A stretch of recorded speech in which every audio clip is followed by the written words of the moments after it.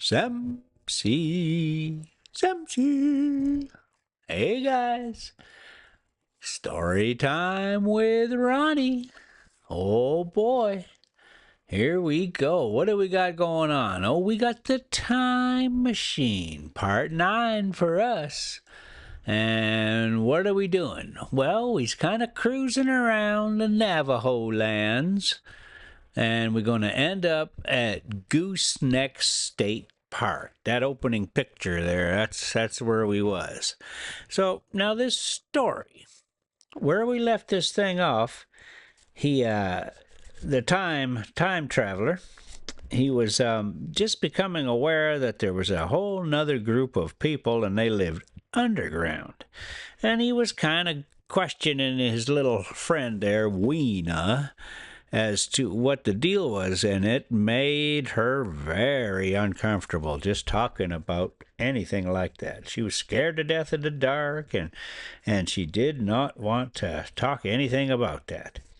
So here we go. We're going to start off here. We're starting chapter 6.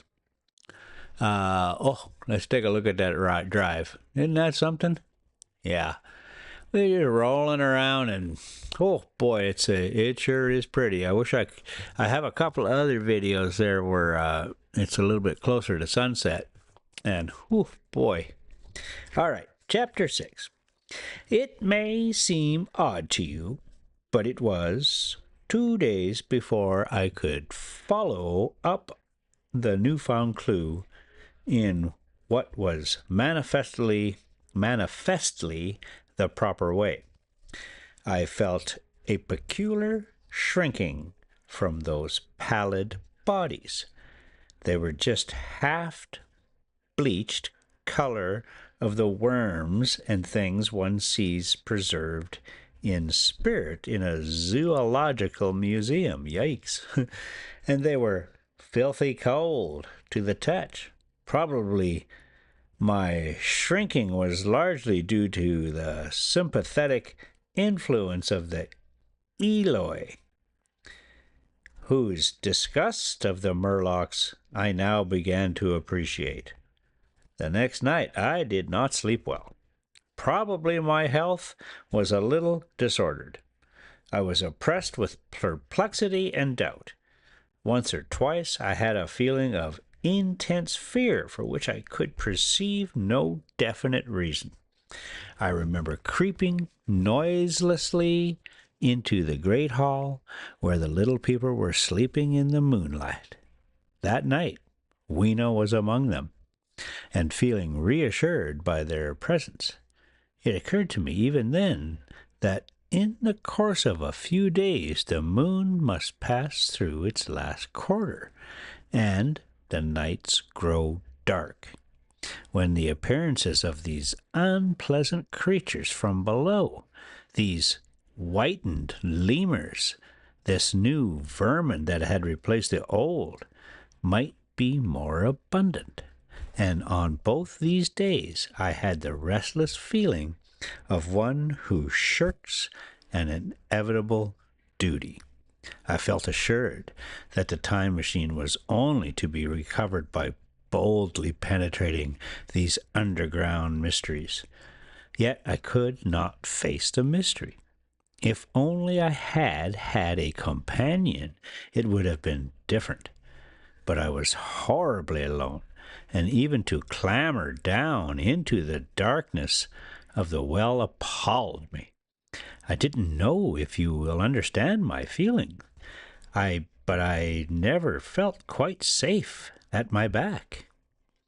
It was this restlessness, this insecurity, perhaps, that drove me further and further afield in my exploring expeditions, going to the southwestwards towards the rising country that is now called Combe Wood. I observed far off in the direction of 19th century Bainstead, a vast green structure, different in character from any I had seen. It was larger than the largest of the palaces or ruins I knew. and the facade had an oriental look, the face of it having the luster as well as the pale green tint, a kind of bluish green, of a certain type of Chinese porcelain. This difference in aspect suggested a difference in use, and I was minded to push on and explore. But the day was growing late, and I had come upon the site of the place after a long and tiring circuit, so I resolved to hold over the adventure for the following day, and I returned to the welcome and the caresses of little Weena. But next morning I perceived clearly enough that my curiosity regarding the palace of green porcelain was a piece of self-deception to enable me to shirk by another day an experience I dreaded. I resolved I would make the descent without further waste of time, and started out in the early morning towards a well near the ruins of the granite and aluminum. Little Weena ran with me. She danced beside me to the well, but when she saw me lean over the mouth and look downward, she seemed strangely disconcerted. "Goodbye, little Weena," I said, kissing her and then putting her down. I began to feel over the parapet for the climbing hooks, rather hastily, I may as well confess, for I feared my courage might leak away. At first she watched me in amazement. Then she gave a most piteous cry, and running to me, she began to pull at me with her little hands. I think her opposition nerved me rather to proceed. I shook her off, perhaps a little roughly, and in another moment I was in the throat of the well. I saw her agonized face over the parapet, and smiled to reassure her. Then I had to look down at the unstable hooks to which I clung. I had to clamber down the shaft of perhaps 200 yards. The descent was effected by means of metallic bars projecting from the sides of the well, and these being adapted to the needs of the creature much smaller and lighter than myself, I was speedily cramped and fatigued by the descent. And not simply fatigued. One of the bars bent suddenly under my weight, and I almost swung me off into the blackness beneath. For a moment I hung by one hand, and after that experience I did not dare to rest again. Though my arms and back were presently acutely painful, I went on clambering down the sheer descent with as quick a motion as possible. Glancing upward, I saw the aperture, a small blue disk, in which a star was visible, while little Weena's head showed as a round black projection. The thudding sound of a machine below grew louder and more oppressive. Everything save that little disk above was profoundly dark, and when I looked up again, Weena had disappeared. I was in an agony of discomfort. I had some thought of trying to go up the shaft again and leave the underworld alone.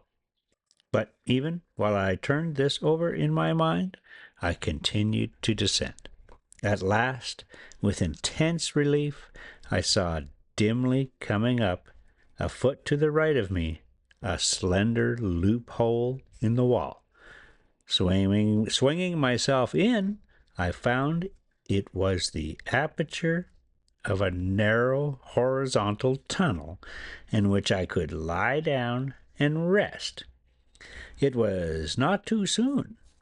My arms ached, my back was cramped, and I was trembling with the prolonged terror of a fall. Besides this, the unbroken darkness had a distressing effect upon my eyes.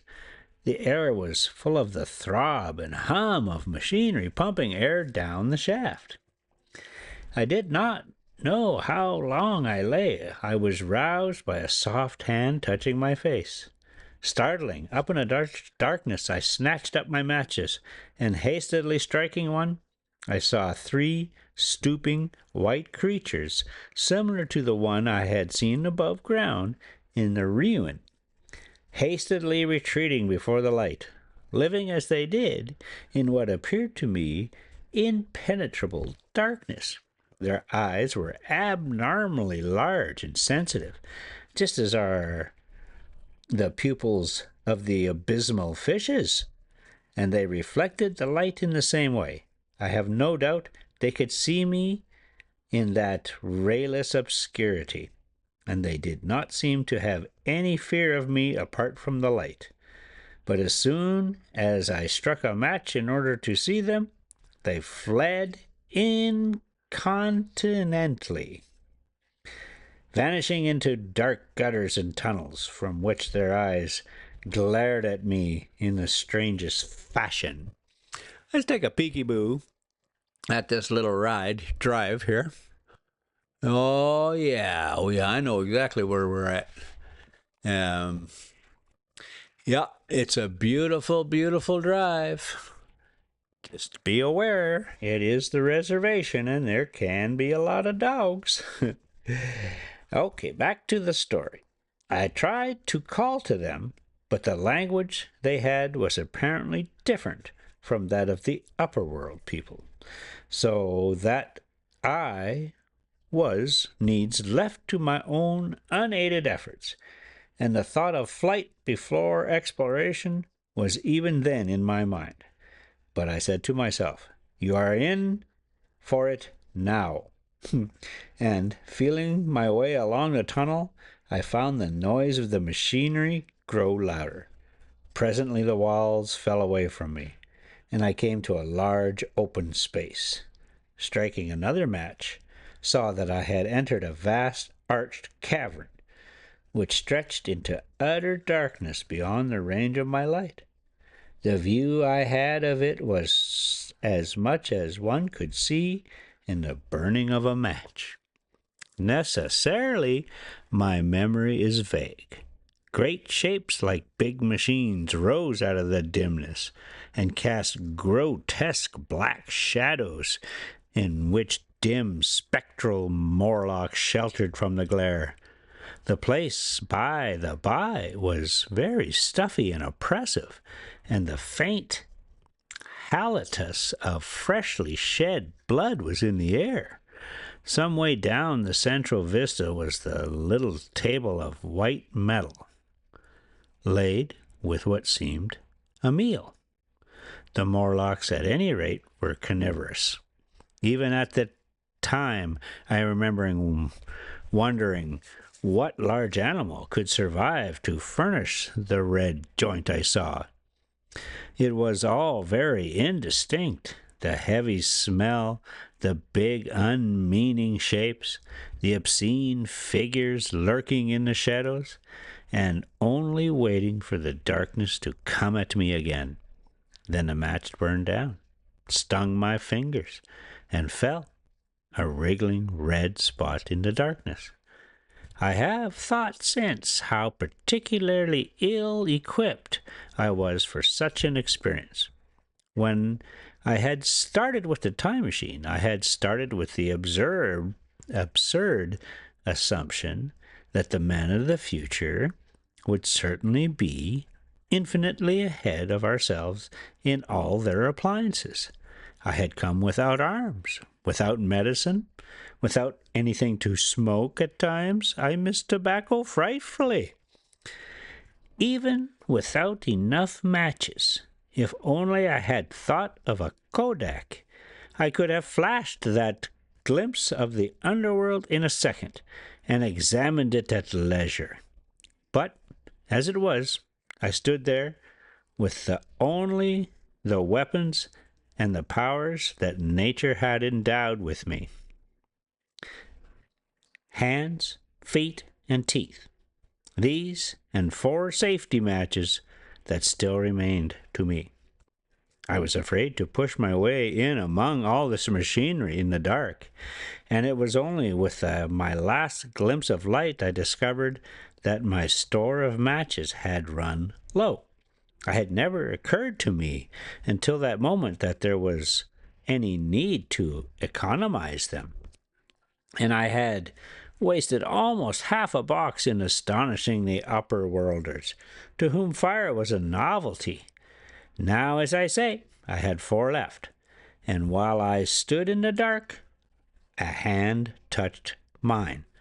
Lank fingers came feeling over my face, and I was sensible of a peculiar, unpleasant odor. I fancied I heard the breathing of a crowd of those dreadful little beings about me. I felt the box of matches in my hand being gently disengaged, and the other hands behind me plucking at my clothing. The sense of the unseen creatures examining me was indescribably unpleasant.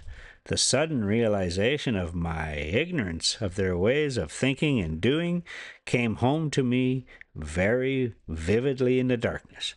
I shouted at them as loudly as I could. They started away, and then I could feel them approaching me again. They clutched at me more boldly, whispering odd sounds to each other. I shivered violently and shouted again, rather discordantly. This time they were not so seriously alarmed, and they made a queer laughing noise as they came back at me. I will confess I was horribly frightened. I determined to strike another match and escape under the protection of its glare. I did so, and, eking out the flicker with a scrap of paper from my pocket, I made good my retreat to the narrow tunnel. But I had scarce entered this when my light was blown out, and the blackness I could hear the Morlocks rustling like wind amongst the leaves, and pattering like the rain as they hurried after me. In a moment I was clutched by several hands, and there was no mistaking that they were trying to haul me back. I struck another light, and waved it in their dazzled faces. You can scarce imagine how nauseatingly inhuman they looked. Those pale, chinless faces and great lidless, pinkish gray eyes, as they stared in their blindness and bewilderment. But I did not stay to look. I promise you, I retreated again, and when my second match had ended, I struck my third, and it had almost burned through when I reached the opening into the shaft. I lay down on the edge, for the throb of the great pump below made me giddy. Then I felt sideways for the projecting hooks, and as I did so, my feet were grasped from behind, and I was violently tugged backwards. I lit my last match, and it incontinently went out, but I had my hand on the climbing bars now, and kicked violently. I disengaged myself from the clutches of the Morlocks, and was speedily clambering up the shaft, while they stayed peering and blinking up at me. All but one little wretch who followed me for some way, and well nigh secured my boot as a trophy. That climb seemed interminable to me. With the last 20 or 30 feet of it, a deadly nausea came upon me. I had the greatest difficulty in keeping my hold. The last few yards was a frightful struggle against this faintness. Several times my head swam, and I felt all the sensations of falling. At last, however, I got over the well mouth somehow, and staggered out into the rain and the bewildering sunlight. I fell upon my face. Even the soil smelled clean. Oh, yeah. All right, we'll wrap it up right there, guys. Thanks so much for coming along, and we'll get back to it later. Samsy. And we'll leave you with just a little bit of the big old Rosie, because everybody needs some Rosie time.